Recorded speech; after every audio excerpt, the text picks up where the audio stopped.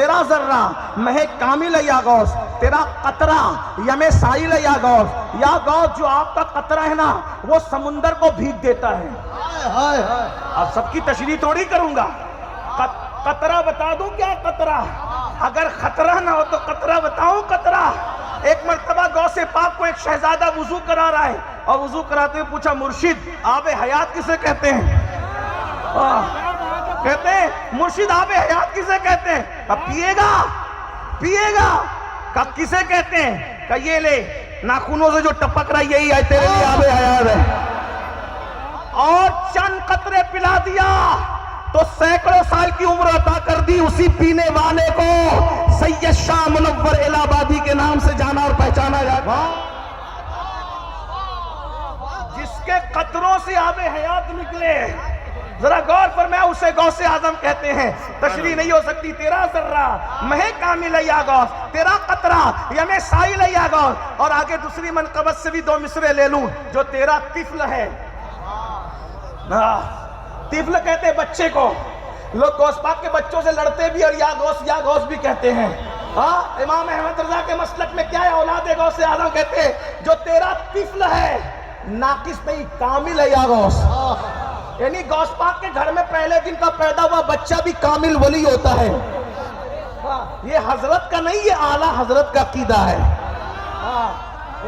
یہ اعلیٰ کا، جلدی جلدی پڑھ لیں، تیرا جو تیرا طفل ہے کامل ہے یا غوث، طفیلی کا لقب واصل ہے یا غوث، یعنی یہ لقب ہی جو ہے نا واصل ہونے کے لیے کافی ہے۔ تیرا ذرہ مہ کامل ہے یا غوث، تیرا قطرہ یم سائل ہے یا غوث، تو جو تیرا طفل ہے کامل ہے یا غوث، جو تیرا طفل ہے کامل ہے یا غوث، طفیلی کا لقب واصل ہے یا غوث۔ پھر کہتے کوئی سالک ہو یا واصل ہے یا غوث، کوئی سالک کہتے ہیں ولی ولایت کے راستے پہ چلنے والا، اور واصل کہتے ہیں ولی بن جانے والا۔ کہتے ہیں جو کوئی سالک ہو یا واصل ہے یا غوث، ارے وہ کچھ بھی ہے تیرا سائل ہے یا غوث، وہ کچھ بھی ہے تیرا بھکاری ہے تجھ سے مانگنے والا ہے، وہ کچھ بھی ہے تیرا سائل ہے یا غوث۔ اور کہتے ہیں تو اپنے وقت کا صدیق اکبر، تو اپنے وقت کا مولانا منظر مفتی صاحب، تو اپنے وقت کا صدیق اکبر، تو اپنے وقت کا صدیق اکبر، غنی جو حیدر و عادل ہے یا غوث، غنی جو حیدر و عادل ہے یا غوث، ہزاروں تابعی سے تو فضوتر، یہ طبقہ مجملاً فاضل ہے یا غوث، الوہیت ایک احمد نے نہ پائی، نبوت ہی سے تو عاقل ہے یا غوث۔ سب یا غوث کرتے کرتے آتے ہیں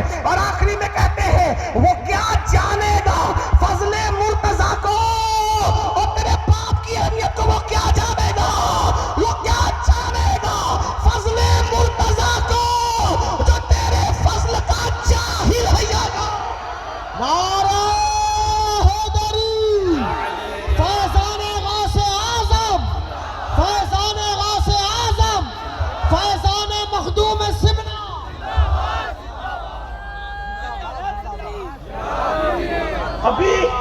ابھی ملا غوث پاک کو نہیں سمجھ پایا، ناسبی اور رافضی غوث پاک کو نہیں سمجھا، ان کے 11 نمبر کے اوپر کے ابا کو کیا سمجھ پاؤ گے؟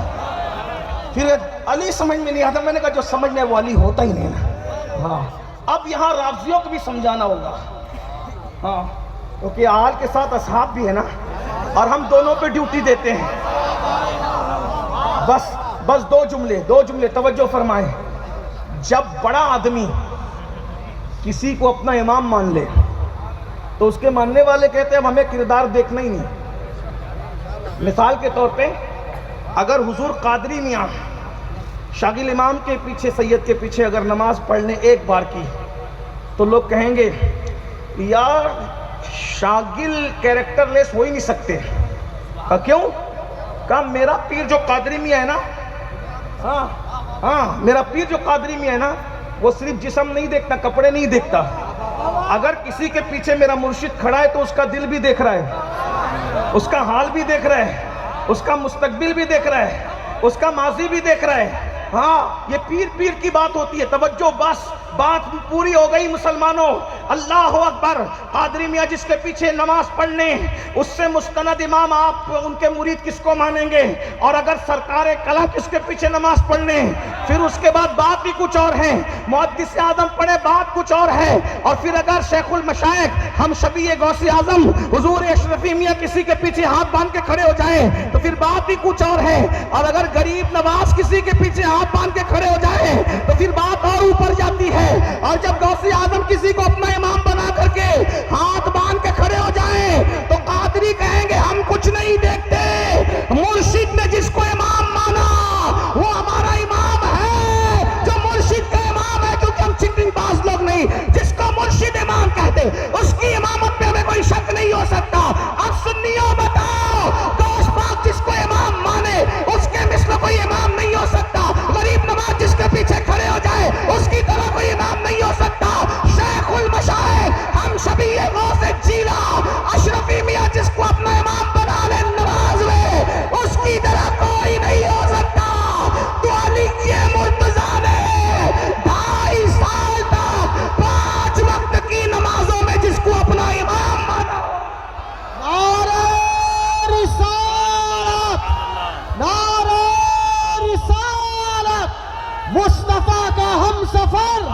بکر مصطفیٰ کا ہم سفر ابو بکر بعد نبی خیر البشر. اس میں کیڑے نکالوں تو اس میں نہیں نکال رہا ہوں، مرشد کے کردار میں کیڑے نکال رہا ہوں. تو جس کو علی مرتضیٰ نے ایک دو نماز میں نہیں 2.5 سال